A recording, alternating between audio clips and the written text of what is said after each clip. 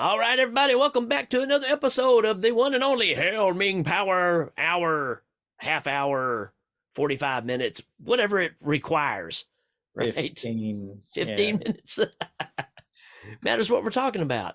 They handled Ming quarter hour. It's The quarter you know, hour. you got a good point. I mean, if we can get it to you quicker, that means you can jump out and watch it faster. That's the point. Yeah, I'm It's sure it's that's not yeah, I'm sure that's how that works.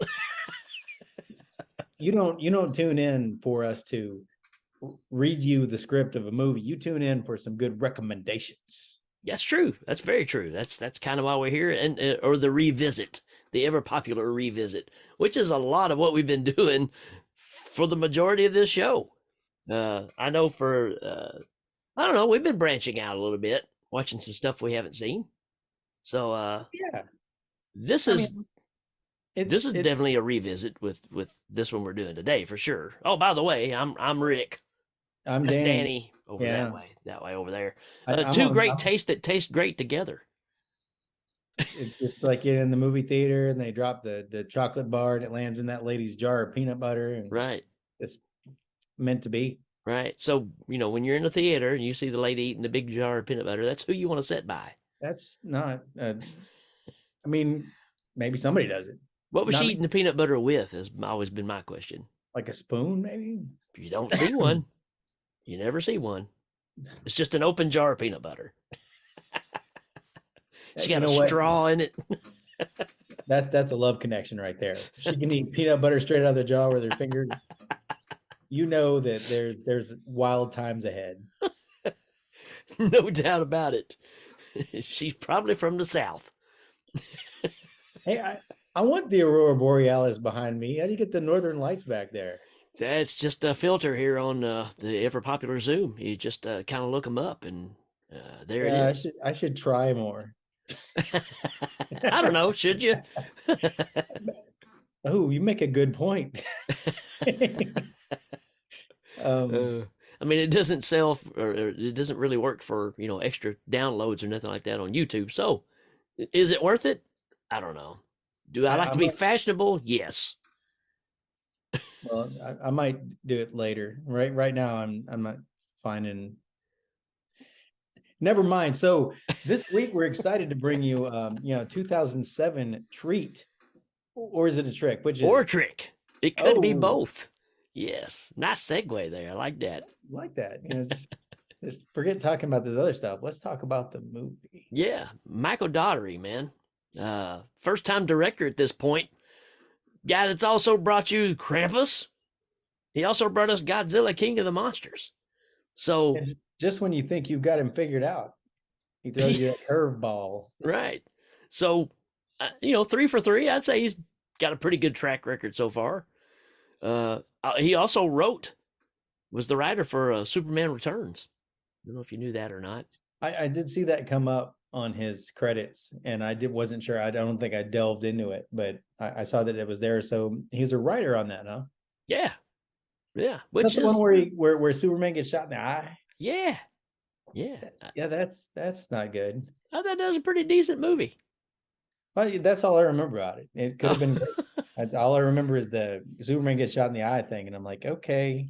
It's the one where the guy playing Superman just kind of got a raw deal because everybody just kind of forgot about him. Brandon Ruth. Ruth, Brandon Ruth. He looked good too. He was kind Yeah. of. I'm not going to get into that because we're going to talk about 2007's Trick or Treat. We're a little bit late because it's the spooky season is mildly behind us. There are still trees changing color and gourds getting ripe in the vegetable garden, but You'll be it's touching no my longer, gourds. it's not that Halloween anymore because that's behind us. And I hope you had a good Halloween. I know I Sure. did. Yeah. Yeah. Yeah. Our Except plan was to get together before Halloween, but we got busy. Not that hey, kind of busy, but we were busy independently. And here we are. We're going to talk about it right now. yeah, we're living life and talking about trick or treat. That's right.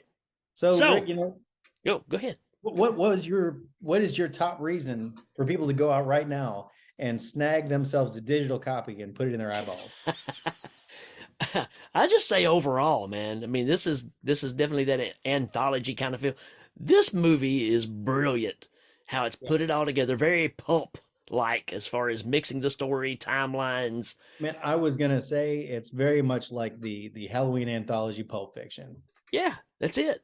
It's That's just it. like because the sequencing is done in such a way where you're like, oh, I know what's going on over here because that's already been done in another story, but it isn't done as separate stories. They're just all kind of entangled.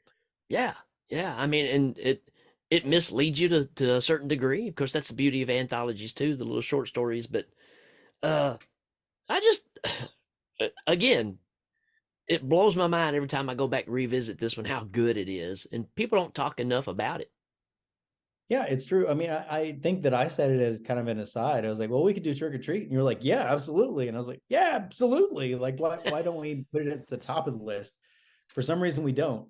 But Yeah, it's definitely, it toes the line as just like you said, it's the look of it. Every time there's a jack-o'-lantern lit up, something's basked in orange light. It's a you got that festival going on in that Ohio town where all those people are in costume. The whole thing just looks like Halloween. yeah, yeah.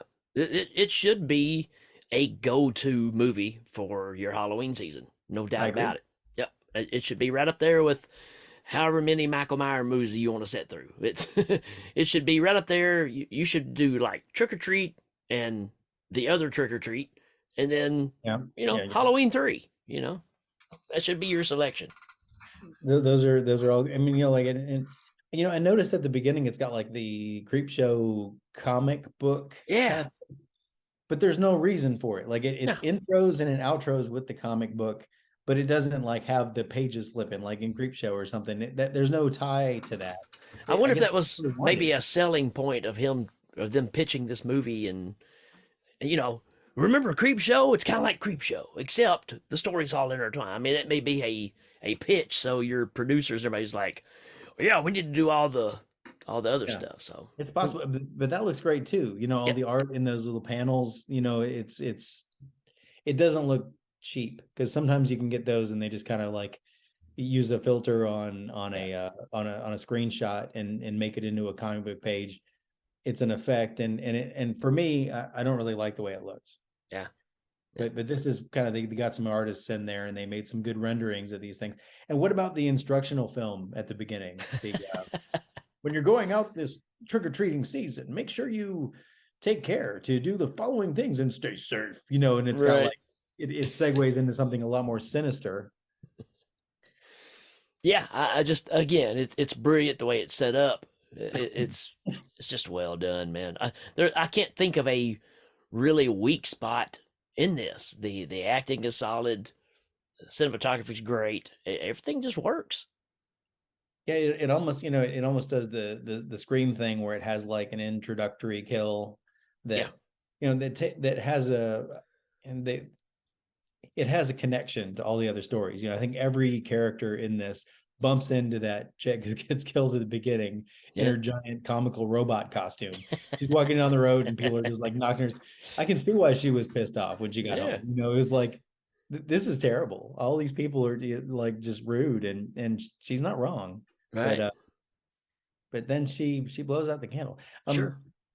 And the misleading of that too, right? Because you kind of get an almost a ghost face kind of killer standing off in the Oh distance. yeah, yeah. So it does the little things to kind of throw you a little bit too, which is again just so well done.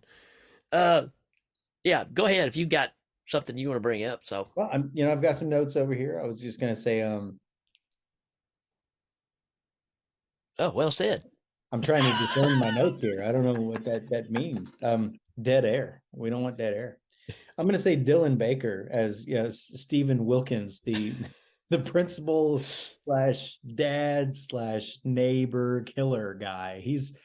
Next on my list. Yep. He's 100% a reason to watch this movie. He gives a little, speech about Halloween and why it's important to follow the traditions. He's got that knife and what you don't realize, he's poisoning the kid at the same time and getting ready to commit murder somewhere else later that evening. His whole thing entwines with everything, and he's just a horrible person that both provides you with a horrible story and also like someone that you really want to see die. Yeah, yeah. And I love the whole scenario where he's trying to get rid of the body, and the neighbor comes out, and he's trying to act like he's not doing anything, even though his head and shoulders are sticking up out of a hole in the ground that he's burying the kid in. And then his Yeah. son keeps yelling out the window, "Dad, can you come help me with the pumpkin?" "No, shut up! I'll be in there in a little bit." I mean, it's great, man. Yeah, it's and it's not really a comedy, but it's put together so well that you can laugh at these segments even while it's a horrible story, you know. Definitely got the black humor in it for sure. I mean, it's just Yeah. funny. The dark humor, it's great. And also, when he gets up there and finally does carve out the pumpkin with the kid, Right, it's right. sinister as well, right? The misdirect there as well, but yeah, Yeah, absolutely. I mean, if you've watched it, you know what we're talking about, and if you haven't, I'm not going to spoil it right. because every second of this is a gem on screen. It really is. Uh, well, I mean, you can go right into the streets where you got the vampire scene going on, right? Right, right.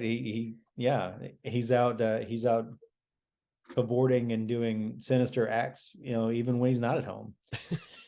and and of course that you get the story of the girls that are all dressed up in their little hot costumes and trying to pick up guys and go out to a party, and uh you know they've got the one girl that's not as hip as the others or It's considered her a first virgin. time. Yeah, It's her first time, her right? first And time. and that of course has a payoff later. It's Anna Paquin, of course, Yeah. like who was a big deal in 2001. I mean, what Hmm. she had just been in the X-Men movies, which there's a connection there because Mark Singer was the top producer in on this, and Mark Singer directed those first X-Men movies. So Yeah, it was probably, hey, I got a job for you. You know how those things go. sure. Hey, it's a cat tail. Yep. It's a cat. I know. She got all dressed up for Halloween. Oh yeah, I have to say, man, I did like the party, I guess you'd say. You're tapping into all things classic horror here. You got the vampire, you got the serial killer, you got the possibly werewolves, you've got everything here, Yeah. and And that's what makes it move. It moves so fast and doesn't get boring at all. no, and I'm just gonna like oh, and I just figured out my note. I have some clown in the hole as a note. I'm like, what the hell was I thinking? Oh It's yeah. been a few days. And then I realized it's because when he's hiding the body, there's already a body in that. When you don't even get in how he killed that kid, but there's already somebody in the hole. Not dead yet either. Yeah. Like he kicks it, it's like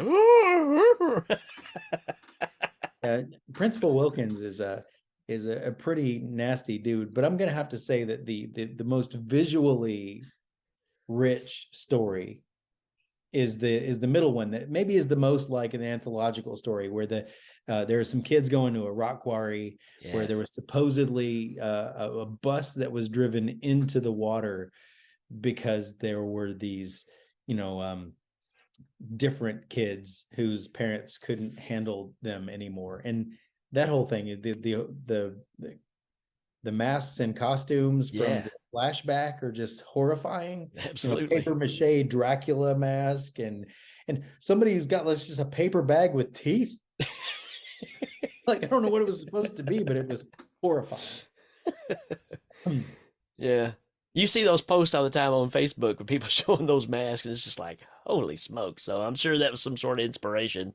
Yeah, I mean, and these, they're I guess they're supposed to look like horrifying, 1940s or 50s masks, Yeah. but they're absolutely terrifying. And the whole thing too is kind of an unsettling, like kids getting murdered Yeah. story.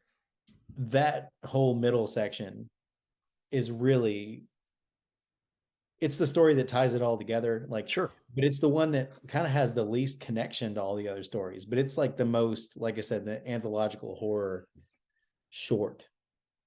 And but it still does have a thread that Mm-hmm. that Oh yeah. the one girl. Well, and the kids are trick or treating looking for jack-o'-lanterns, and that's Right, threaded in the beginning of the movie because they need the jack-o'-lanterns for their little ceremony where right. they commemorate the tragedy. Yeah, yeah. It's pretty creepy, pretty cool, man. I just again, there's not a weak spot in this. I mean, obviously, the one everybody talks about, we've kind of covered the majority of them in a very quick kind of pace. But Well, Sam, I mean, yes, the character Sam, it's kind of the uh, mascot. yeah, He's kind of the he's the image that comes up most when you talk about this particular movie, mm, soon to be series, maybe. And they say they possibly, were making a part two. maybe, yeah, But yeah, Sam, he yeah. shows up in multiple places. He's in there with He's lovable but deadly all at the same time. yeah, a little so he's a little guy wearing feety pajamas, has a pumpkin head. No, he's like a burlap sack head, Right, yeah. and it's shaped like a pumpkin. And what about Brian Cox in this as the neighbor? There's another connection to Mark Singer, who, Yeah, Brian Cox absolutely. shows up in all the X-Men stuff too. Like, Yeah. what about him? And they're like, he needs to look like this other character from this other thing, so we're gonna put a big old fake nose on him. That's all you got to do. I was like, that looks like Brian Cox, but why has he got that pointy ass nose? Like, but It's and like this, putting another chin on Bruce Campbell. It's like, what's the point? yeah, and that's kind of like I wondered why they had that until I was like, oh, they're tying him to the picture from the previous story, so that when that's Yep. revealed, he'll look more like that guy. Yeah. Yeah. Now, again, a lot of detail in this, man. For something that moves as fast, there's a lot of work that went into putting this story together and the details.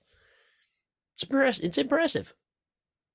Yeah, like you said, we have been moving through this at a clip, and I think it's because, unlike other anthologies, all the stories are tied together. So it's more like a fluid movie. And talking about it is just kind of saying, you've got to watch this and see how they take these stories and tie them all together into this like homage to Halloween. Yeah. Yeah. It's brilliant. And again, like I said, it's been a while since I've seen it last. And again, I'm just blown away every time I watch it by just how clever of a movie this thing is, man. I need to watch it more often, realistically. It's I always find something new whenever I Yep. watch it. And Yep. I think this last time, maybe I'd seen it before, but the thing I noted was that Billy Wilkins, Stephen Wilkins' son, the one who, Dad, will you help Yeah. me? At the end, he's dressed as his dad. He's wearing the shirt that's bloodstained, like his dad's shirt was bloodstained from hiding the body, and handing out candy. And Yep. it's like, oh, well, that's a neat little nod to the earlier plot. Right. Um, and I have on here so many times just the way that the whole thing is put together Yeah. is so much fun to watch. Yeah. Well, even how about the idea of taking the the villain of one section, throw him into another section of a story, and he becomes the victim. And that's kind of where that's another point that I was about to jump in with. I'm glad you said that, because the way that the stories are tied together, you have people who are villainous, and then you have spirits of Halloween Right. who kind of punish these villainous people. Like there's kind of like a pecking order where, you know, there's some people who are victims and there's some people who are predators, and then there are these spirits that come and they end up punishing the guilty. Right. So it kind of gives you it gives you that um feeling of justice, Right. that like, not only horrible things are happening to people, but justice is served. Right. The whole Friday the 13th philosophy, right? If you're out messing around, having sex, doing drugs, the vengeance comes down on you. Here it's like if you're out using the laws of Halloween for your own doing, for your own evil, it's still going to catch up with you. Yeah, sooner or later there's going to be something that's bigger and badder than you are. Yeah. And yeah, I really think it's just tremendously well put together. You okay? Did a tree fall in the woods behind you? I don't know what that was.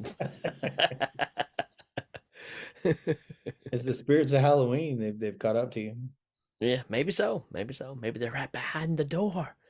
Maybe they're off in those trees in the background. Oh, but yeah, Like man. Wolverine. I think I just think everybody should have this in their list of stuff that you watch when it comes to this kind of season.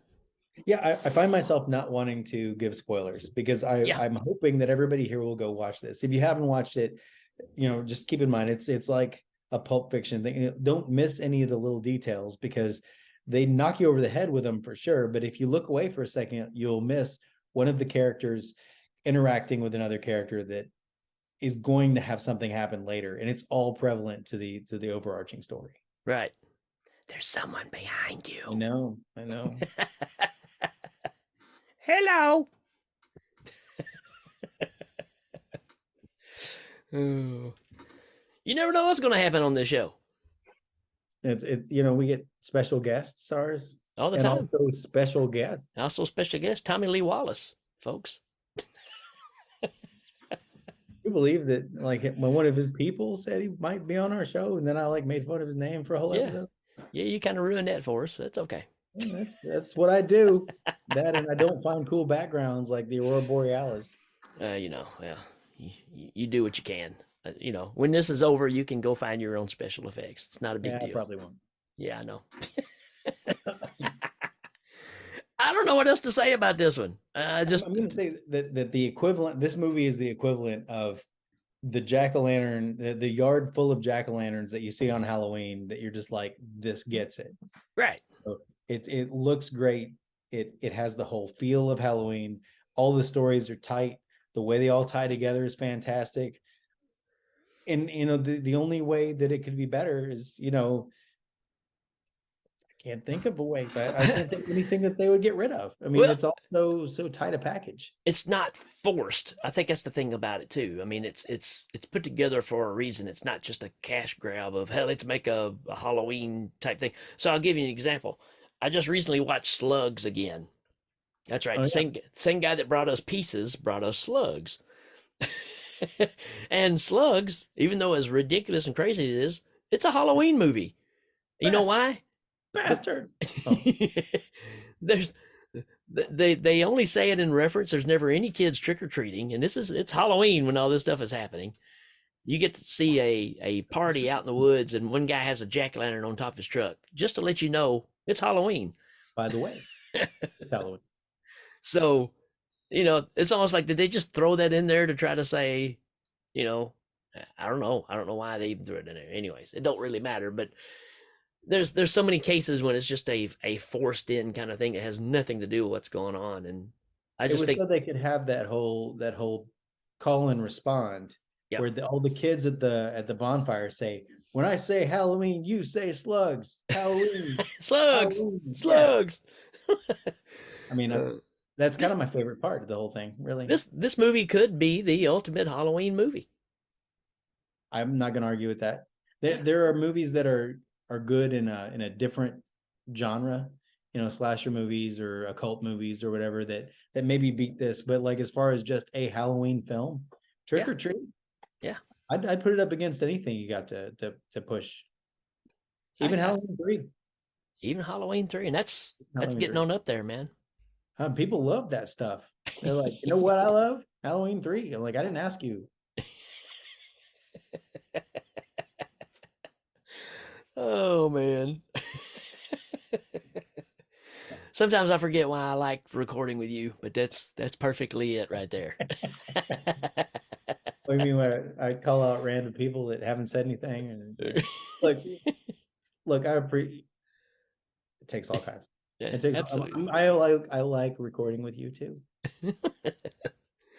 Oh, I don't have anything else to add for this episode. Have we gone too long? I don't know.